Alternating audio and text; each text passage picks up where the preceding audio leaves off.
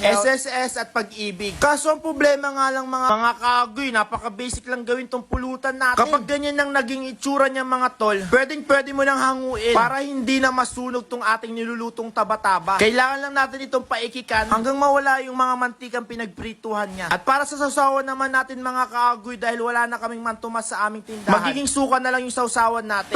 Pwede naman suka ang magiging sausawan natin mga kaagoy. So kung napapanood mo to mga kaagoy, please follow and like at mag-comment ka kung taga saan ka para alam ko kung saan napadpad tong vlog. Baka isa ka sa mga maambunan ng blessing. Naghiwa lang naman tayo dito ng mga sibuyas at sili natin. Hanggang ganito nang maging set up. Bali yung mga niluto pa nating taba-taba ay bagay na bagay pala yan sa Alfonso with Coke. Kukuha ka lang talaga ng isa dyan at isasawsaw mo sa masarap na suka natin. Tapos sabayan mo pa ng maraming sibuyas at sili. Yummy ng pulutan natin mga kaagoy. So hanggang dito na lang muna yung aking vlog. Maraming salamat sa panonood. Nasayang ko na naman ang 3 minuto nyo sa kakanood sa aking vlog. Agoy!